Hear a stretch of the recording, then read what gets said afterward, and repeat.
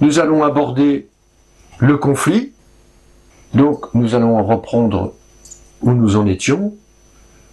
Nous avons la thèse et la proposition interne et externe de notre personnage principal, notre protagoniste qui va porter le sens de l'histoire, le sens de notre récit, le sens de ce que l'on veut dire, de ce que l'on veut illustrer, le message que l'on veut faire passer. Mais à ce stade de travail, on ne pense pas encore en termes de scénario, mais plutôt en termes d'histoire. Il va s'agir de construire pièce par pièce le moteur qui la fera tourner. Le scénario sera, lui, la mise en forme de notre histoire, en vue d'en faire un film. Mais l'histoire que nous allons élaborer pourrait aussi bien suivre la voie d'un roman, une BD, une pièce de théâtre. Nous avons vu dans le chapitre concernant l'adaptation que chaque médium imposait ses conventions. Le conflit est l'une des pièces maîtresses d'une histoire. C'est d'ailleurs l'énergie qui fait agir les femmes et les hommes dans leur vie. De la naissance à la mort, tout n'est que conflit, avec soi-même, avec les autres, la société, la maladie, Dieu. On peut être en conflit avec tout ce qui compose l'existence, tout ce qui représente un péril. Pour commencer, nous avons besoin du conflit, on l'a vu, entre les deux valeurs de notre thèse. C'est ce conflit entre ces deux valeurs morales qui va produire les autres conflits. À ce propos, on m'a demandé s'il était possible d'avoir plus que deux valeurs qui s'opposaient dans la thèse. Rien ne vous l'interdit. C'est ce que fait Tolkien dans Le Seigneur des Anneaux. Il oppose le bien et le mal, mais aussi l'ordre et le chaos.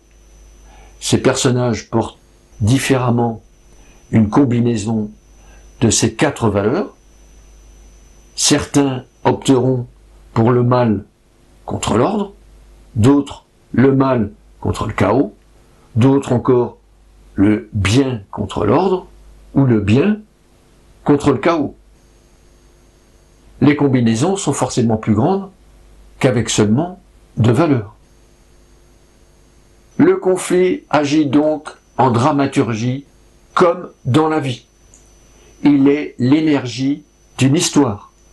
C'est lui qui crée l'action en réaction et détermine les obstacles et les buts. On vous vole votre voiture, vous avez mal à une dent, vous découvrez que votre partenaire vous trompe, qu'un ami vous trahit. Pour régler ce genre de conflit, vous devrez vous mettre en action pour tenter de les régler. Sans ces conflits, vous allez rester bien tranquille devant un bon feu de bois, un bon café et une bonne série TV. Nous savons aussi que le conflit exprime le sens, la psychologie de l'action. C'est le conflit interne qui nous pousse à agir et qui sera aussi la source des conflits externes. Je suis malheureux, le conflit interne, je bois pour aller mieux, l'action, mais en prenant ma voiture, je sors de la route et me fracasse contre un arbre. Conflit externe. Comprenez facilement que sans conflit interne, comme externe, matérialisé par des obstacles à franchir, il n'y a pas d'histoire. Tout simplement parce qu'il n'y a pas de problème, de difficulté, d'obstacles à surmonter. Nous avons donc le conflit interne, psychologique avec soi-même, manque d'estime de soi, blocage affectif, comme dans Rayman, sentiment de culpabilité, on le verra, le choix de Sophie, problème d'identité, de maturité, comme dans le film Alpha, le conflit externe avec les autres, les animaux, les machines, le monde qui nous entoure. Par exemple, un type arrogant, macho, convaincu du pouvoir qu'il détient sur sa femme, apprend qu'elle le quitte, alors qu'il est à dos de cheval. Il donne alors un coup violent d'éperon, le cheval s'emballe et part dans un galop incontrôlable. L'homme s'accroche et finit par être éjecté dans un massif de ronces. C'est donc le conflit interne et d'ordre psychologique, la frustration et la colère, qui déclenche l'action, donc le coup de pied violent, et le conflit externe, la réaction incontrôlable du cheval et la chute du bonhomme. Le conflit interne a donc été externalisé et s'est porté sur le cheval pour créer un conflit externe et d'ordre relationnel avec l'animal. Je vous ramène à nos deux propositions. La proposition interne porte le conflit interne qui, projeté vers l'extérieur, va engendrer le conflit externe et l'action de la proposition externe. Celui qui ne supporte pas que sa femme le quitte va se blesser dangereusement. Ce serait ce qu'on montrait, hein, c'est bien externe. Ce serait l'image. C'est ce qu'on verrait sur l'écran. Pourquoi? C'est la proposition interne qui y répond. C'est ce qui se passe à l'intérieur du personnage et qui le fait agir. Donc l'origine, vous voyez bien, du conflit externe. Parce que celui qui a une trop haute opinion de lui-même ne contrôle pas ses émotions. Encore une fois, on pourrait en trouver beaucoup d'autres, comme pour le personnage qui sortait fumer. Trouver un tas de raisons internes. Regardez un instant si je les combine. Celui qui a une trop haute opinion de lui-même, donc interne, ne supporte pas que sa femme le quitte. Ça c'est externe. Et va se blesser dangereusement. Ça c'est externe, car il ne contrôle pas ses émotions. Ça c'est interne. Notons au passage que ce travail, s'il est fait en amont de la création d'une histoire, est d'un grand soutien lors de la création de la logline, le pitch d'une histoire, car on peut la résumer avec ces deux phrases.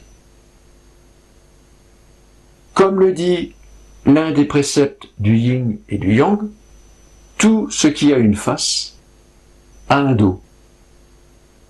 Nous montrons donc la face, celle qui est en image, en action, mais c'est le dos qui la définit.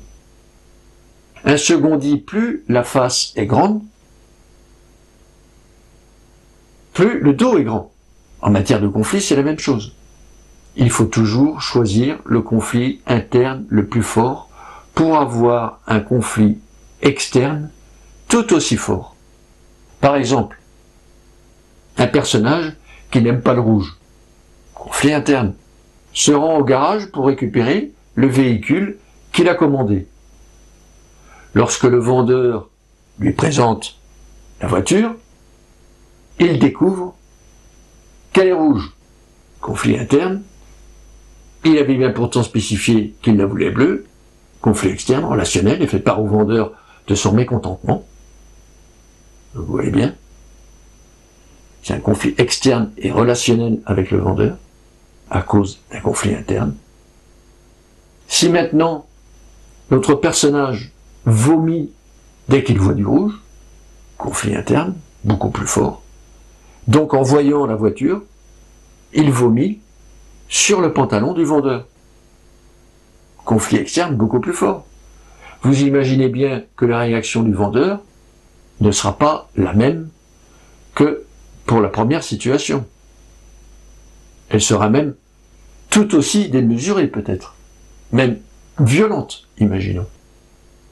Donc, plus le conflit interne est fort, plus le conflit externe qui en découle est puissant. Une histoire a le traitement d'un conflit principal, interne, et puis qui donnera un conflit principal externe, et qui engendreront des conflits secondaires, locaux, durant toute l'histoire, qui devront être résolus pour permettre la résolution du conflit principal de l'histoire, interne comme externe. En d'autres termes, les deux conflits principaux, internes et externes, engendrent toutes sortes de conflits secondaires.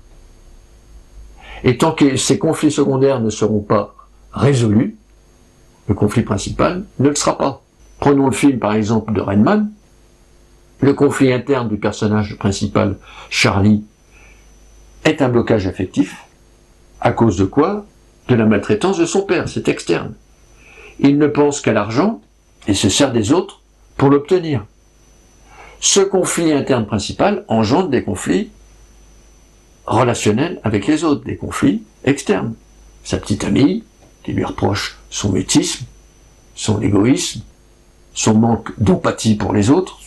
Idem avec son frère, autiste, qu'il rudoie, qu'il ne peut pas répondre à ses besoins, mais aussi avec le psychiatre, responsable de l'institut où se trouve son frère, et qui, contrairement à ce que croit Charlie, n'agit pas pour l'argent, mais pour le bien de son frère autiste.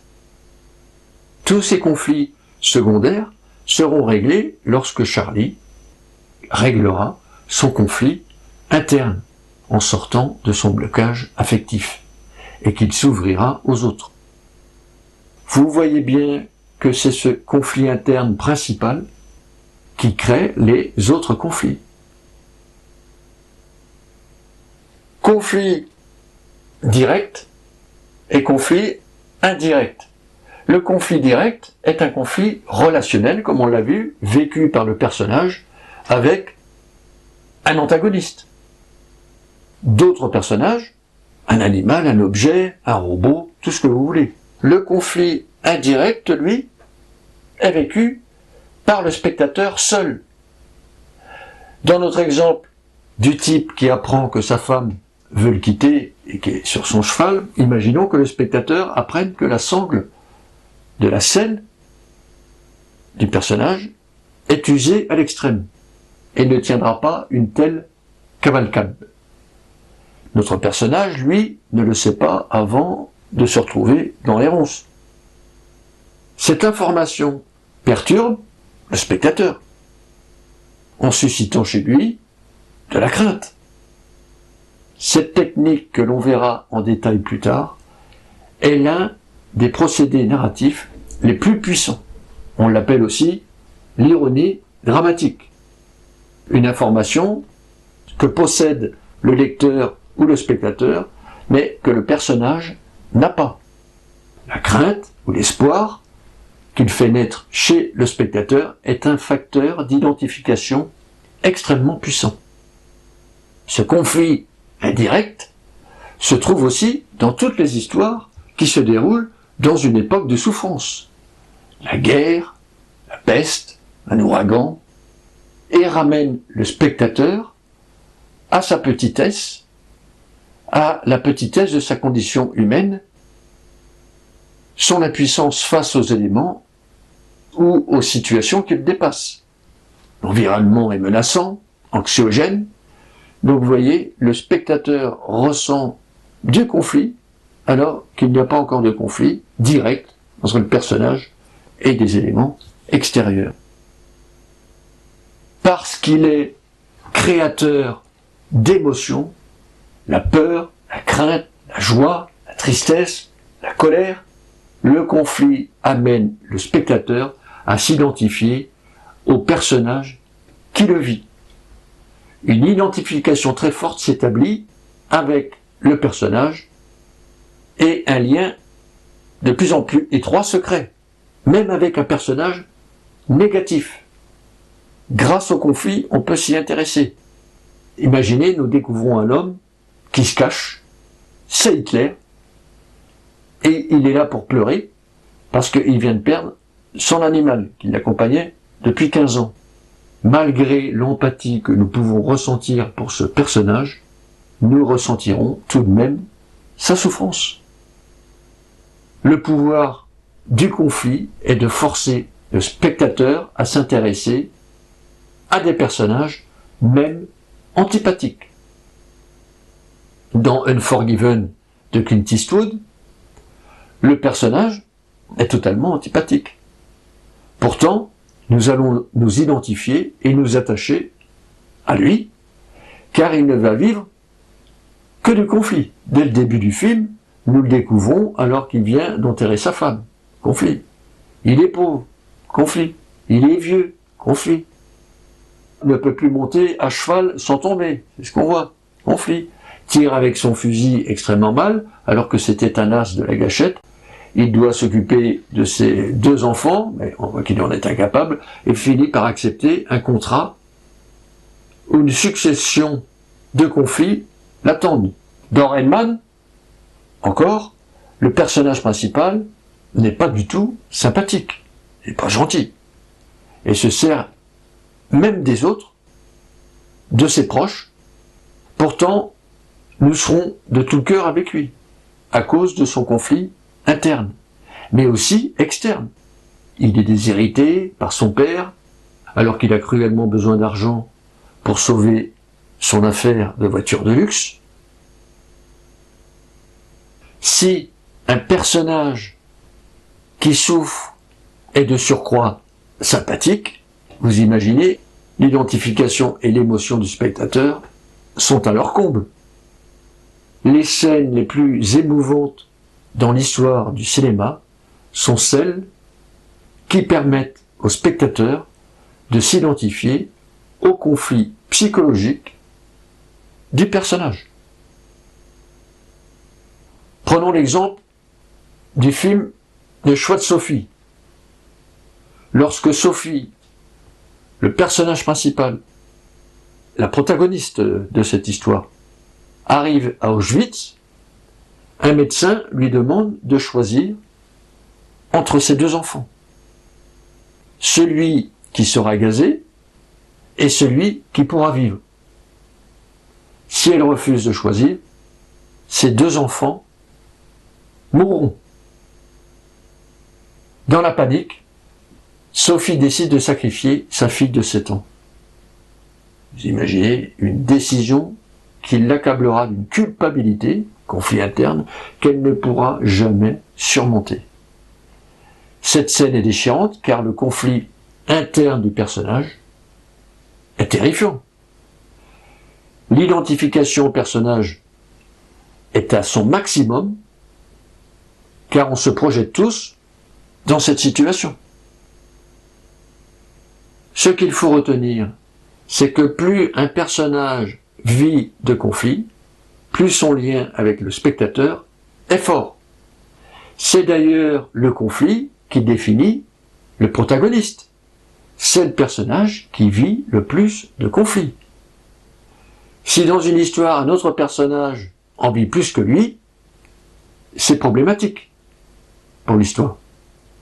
C'est même une erreur de scénario. Dans ce cas, peut-être que l'auteur doit raconter l'histoire du point de vue de ce personnage, donc celui qui vit plus de conflits que le personnage principal. Conflit interne, conflit externe, conflit relationnel, conflit indirect, conflit direct est l'outil le plus puissant. Et d'ailleurs, il faut le trouver dans toutes les scènes. Il faut s'en servir dès le début d'une histoire. C'est le meilleur moyen de faire passer toutes les informations dont le spectateur a besoin, ce qu'on appelle l'exposition, pour rentrer dans l'histoire sans lui donner l'impression qu'on le nourrit d'informations. C'est lui qui donne les meilleures expositions. On verra ça quand on arrivera à ce chapitre.